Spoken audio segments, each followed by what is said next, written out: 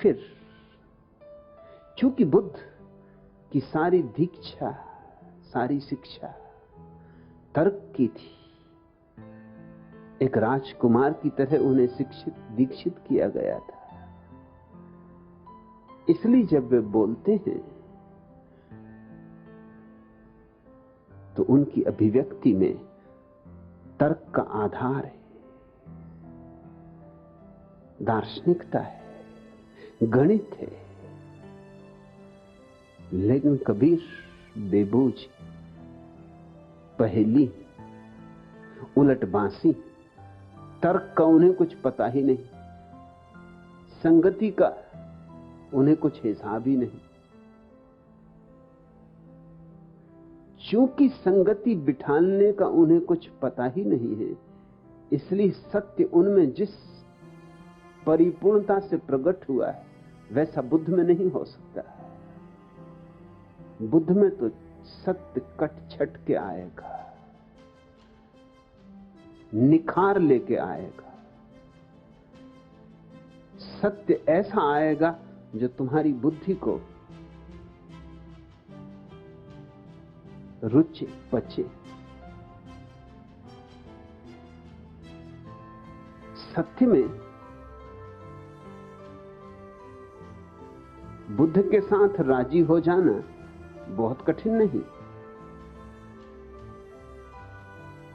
बुद्ध की पूरी प्रक्रिया बुद्धिवादी, रैशनल।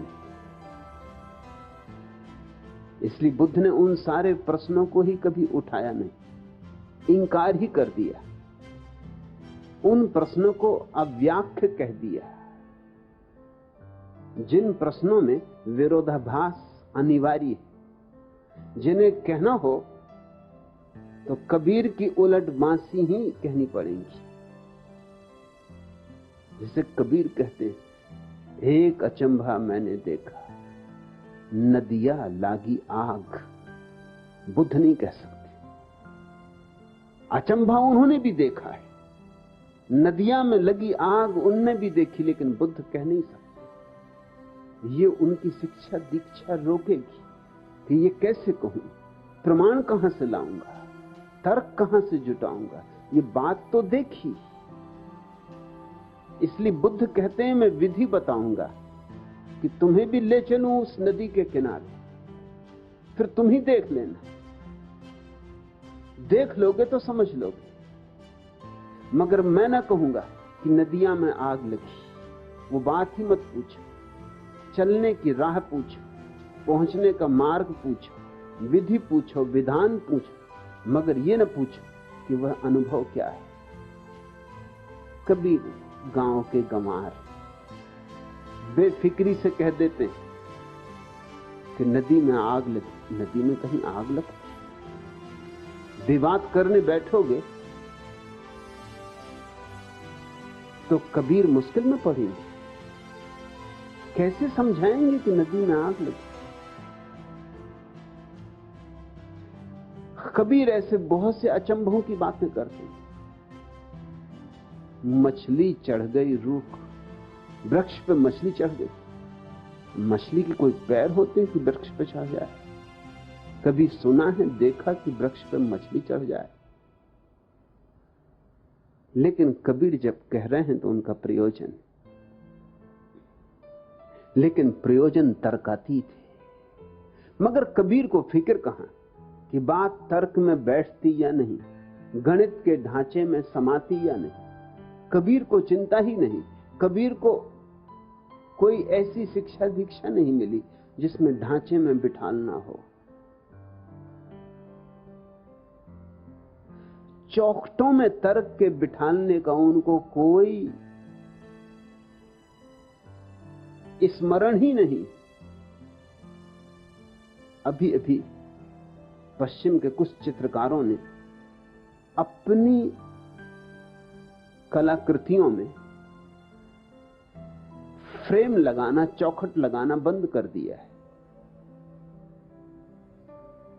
पूछे जाने पर उन चित्रकारों ने कहा कि जगत में किसी चीज पर कोई फ्रेम तो होती नहीं। जैसे तुमने एक सूर्यास्त का चित्र बनाया,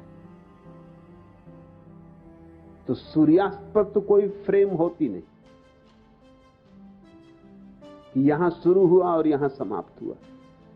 न कहीं शुरू होता न कहीं समाप्त होता, फैलता ही चला जाता है दोनों तरफ, अनंत अनंत दिशाओं में फैलता चला जाता, सब आयामों में फैलता चला जाता।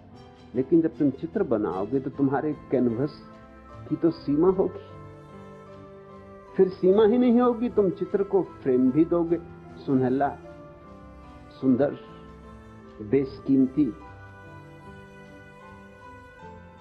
और फ्रेम देते ही इन चित्रकारों का कहना है कि तुम्हारा सूर्यास्त झूठ हो गया। असली सूर्यास्त पर तो कोई फ्रेम न था, कोई चौखट न थी, तुमने ये चौखट कैसे जड़ दी? तर्क भी एक चौखट है, सुंदर चौखट है, बड़ी सुनहली है, खूब नक्काशी है उसमें, बड़ा बारीक काम है, बड़ी कारीगरी है, लेकिन सत्य पर कोई चौखट नहीं होती। बुद्ध ने और महावीर ने जो कहा है उस पर तर्क की चौखट है। मजबूरी थी उनकी, उनको ही मुश्किल था ये कहना। उनकी सारी शिक्षा दीक्षा यूं थी कि ऐसी बेबूझ बात जो कबीर कह सकते हैं बेशर्मी से, कोई लाज नहीं, कोई संकोच नहीं, वैसी बुद्ध महावीर कैसे कहें? उनको खुद ही अड़चन मालूम होती कि कोई अगर और कहता तो हम विरोध करते, तो हम कैसे कहें? देखा तो उन्होंने भी है सूर्यास्त जिस पे कोई सीमा नहीं, देखा तो उन्होंने भी असीम को है, अनंत को है, जिसमें सारी असंगतियां तिरोहित हो जाती और सारे विरोध लीन हो जाते। लेकिन जब कहा है तो बड़े तर्क से समारे ढंग से कहा है।